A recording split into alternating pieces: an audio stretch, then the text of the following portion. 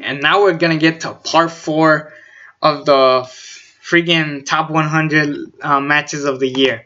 What's up, guys? It's me, the ALE Double X Prince. I just finished wrapping up with part 3, time to do part 4. This time it's gonna be a little bit different, of course, because instead of doing 25 through number 1, it's actually gonna be 25 through 11, and then the final video will be my 10 favorite matches of the year. The matches that definitely stood out the most, and the matches that I definitely will go back and watch down the road. At number 25, we have Adam Cole, baby, versus Christopher Daniels from at the ROH's 25th at the 15th anniversary, not 25th, 15th. Oops. Christopher Daniels finally became the ROH champion. Enough said. I was so happy to see Christopher Daniels win, and just definitely two men having just a great match. If it was Jay Lethal and Christopher Daniels, I don't know, maybe the match could have been better.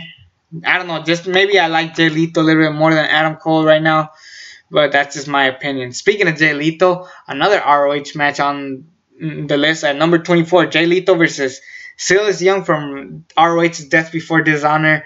Two guys just having a great feud, just going at it. I think it was a last man standing match or a street fight.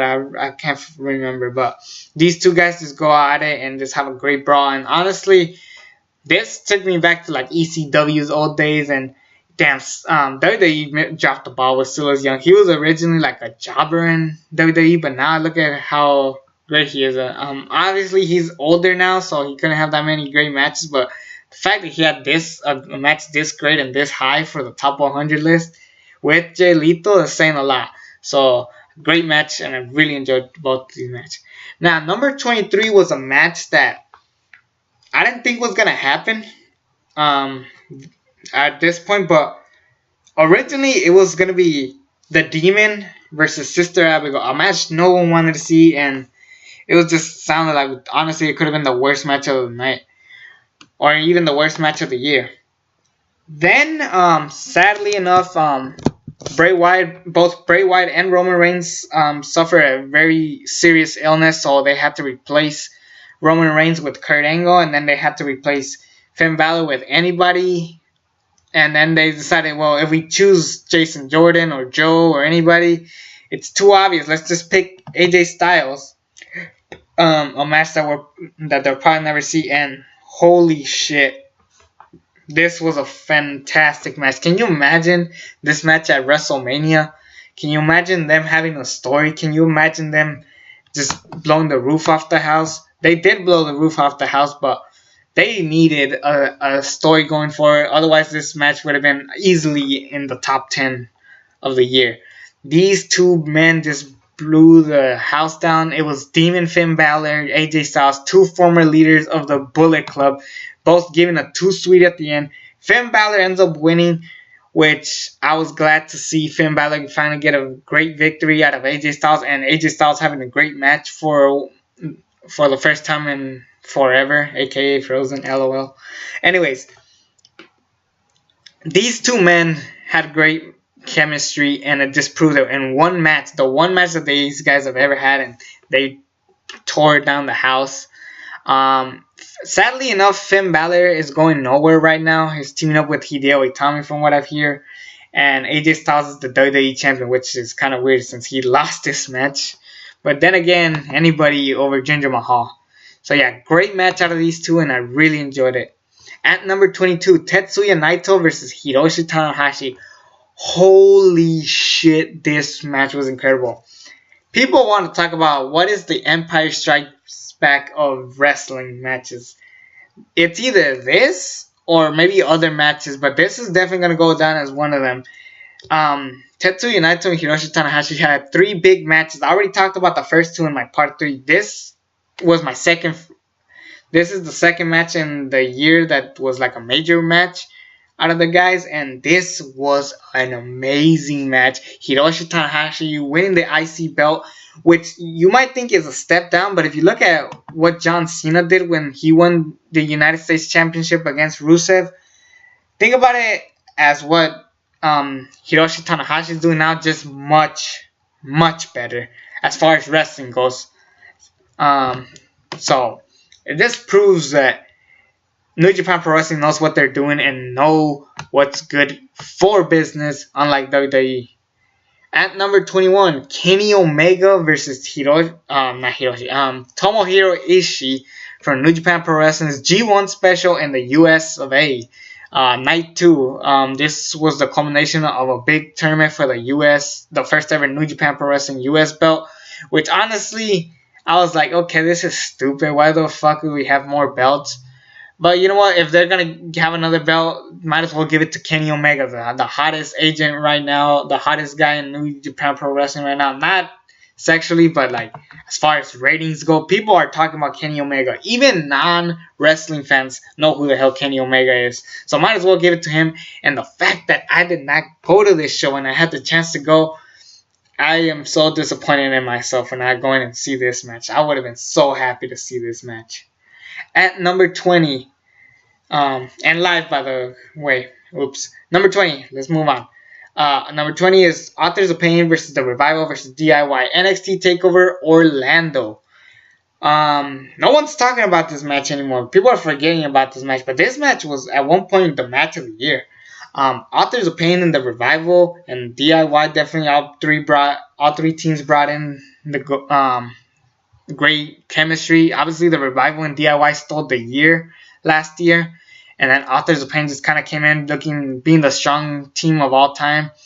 And basically, it had to be The Revival and DIY teaming up to take on the Authors of Pain, but eventually they turn on each other, and sadly enough, they both lose, and Authors of Pain reign supreme, thinking who the hell was going to beat these guys. Eventually, SAnitY does, but damn, this was a good match and easily the match of the night from NXT TakeOver Orlando. People are forgetting about this match. People got to go back and watch it. It was really good. At number 19, Pete Dunne versus Tyler Bate from the WWE United Kingdom Tournament, the finals. This was a great match. No one's talking about it anymore. People are forgetting that this match happened. And hell, people are even forgetting about the United Kingdom Tournament. That tournament was really good, if you think about it. It was actually really good. Pete Dunne being the standout, and we're thinking, oh shit, he's going to win. Eventually, Tyler Bate, this new guy, comes in and eventually wins the belt. A 19-year-old, I think he's 20 right now, but yeah, he's a 19-year-old, a guy my age, goddammit, won the UK championship. That is insane. And yeah, this guy definitely showed me that he is definitely up there. This is what I wanted out of cruiserweights. So the fact that the UK belt is more prestigious than half of the belts is saying a lot, considering if you look at these two, you're thinking to yourself, I don't know if these guys will ever become megastars. They're not megastars, but they definitely feel like megastars. This is why Triple H needs to take over WWE soon. At number 18, Jeremiah Crane versus Muertes versus Cage for the gauntlet from Ultima Lucha 3. This was a freaking insane match.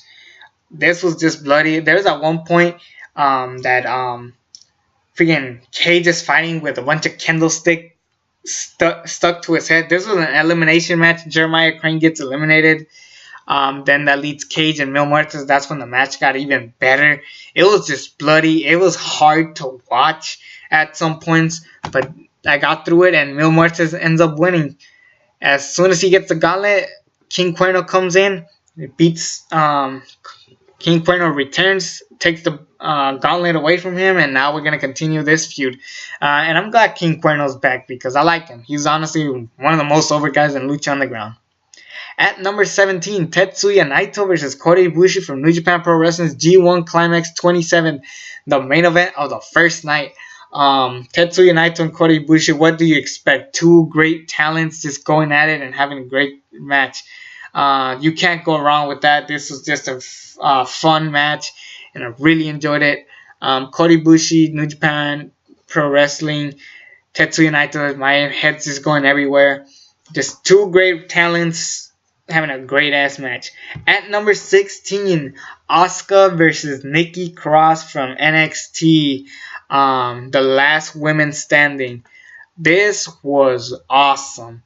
Nikki Cross was over. Asuka got her momentum back because at one point people were bored of Asuka's title reign, but now Nikki Cross.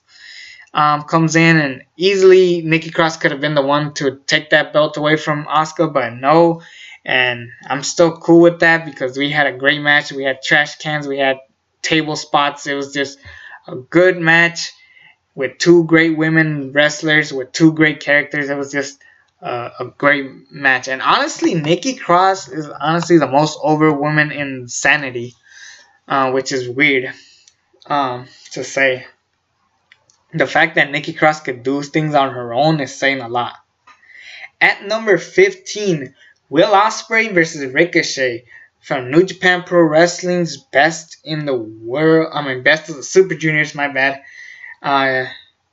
Yeah, this is day 2, Ricochet and Will Ospreay. Last year they broke the internet. This year they have more great matches. I kind of wish Ricochet won just so we could say Ricochet beat Will Ospreay, because I feel like that's the only thing Ricochet needed to do is beat Will Ospreay. So say he could finally beat him, that would have been a great story to tell.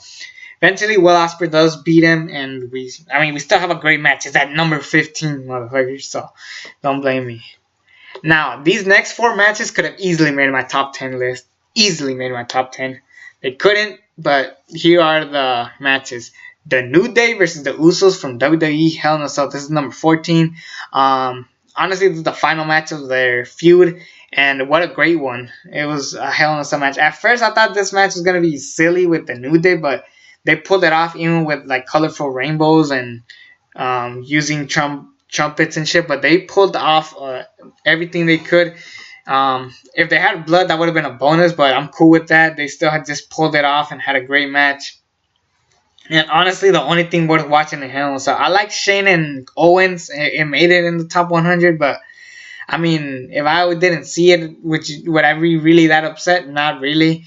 New Day and Usos, definitely the only match worth seeing in Hell in a Cell. That's honestly the only thing worth watching at WWE Hell in a Cell. And yeah, it's a great match. Number 13, Cody versus Christopher Daniels from ROH's August 5th. This was, I believe, the 2 out of 3 falls match. These two men again had great chemistry. Cody and Christopher Daniels just had a great match and a great story, with Cody Rhodes being the cocky heelish character, the American Nightmare, I should say, and Christopher Daniels just being as great as he is. He eventually does go back to the Addiction tag team. So, what can you do? But Cody Rhodes, he's over. I don't give a shit what WWE says. He is Cody Rhodes in my eyes, not Cody. At number 12, Hiroshi Tanahashi versus Kota Ibushi from New Japan Pro Wrestling's Power Struggle. This was a good-ass match. Hiroshi Tanahashi and Kota Ibushi have had great matches in the past, but this tops all of them. Holy crap, I love it. Definitely showing that Hiroshi Tanahashi is bringing prestige to that IC belt. I don't know what he's doing for Wrestle Kingdom 11 from what I hear is a Fatal 4-Way, which I'm cool with, but if he had a straight up one-on-one match, if this match happened at Wrestle Kingdom, I would have been cool with that. This was just a phenomenal match, an incredible match, and you should definitely go back and watch it. It's a really good match. Highly recommend it. At number 11, and this match almost was so close to making it, but it didn't quite make it, and I'm sorry, but it just had to happen like this. Number 11, the Undisputed Era versus SAnitY versus Roderick Strong and the Authors of Pain from NXT TakeOver WarGames. Yeah, this match was so close, but the reason why I didn't make it, because, a lot of people give it 5 stars. The reason why I never gave it 5 stars was because it wasn't really WarGames. It was just a big-ass steel cage with 2 rings. Thankfully, they did get the 2 rings right part. For the most part, they used 1 ring, and then they switched to the other ring, but regardless, this was still an amazing match to see. It started slow, but that's how every WarGames match starts once every team gets in. They brought in tables, they brought in candlesticks, they brought in chairs, they brought in blood, thank God. And I think the blood was on accident too, but damn, they just had a great match. And the Undisputed Era win, being the cocky heels that they are, and you expected them to win, so that was great of them. Really good match, and I really thought this was going to make it in the top 10 matches of the year. But they didn't. Get ready for the top 10 matches of the year coming soon. My 10 favorite matches of the year, I should say. Yeah. Can't wait to tell you guys about those matches. Yeah, that will be it. It's me, the ALE Double X Prince. Subscribe to this channel if you haven't already. Get ready for the top 10 matches. If you're wondering where a certain match is that honestly broke Dave Meltzer's star rating record, well, you're about to find out if it did or didn't make it. Yeah, it did. Till next time, suckers. Peace!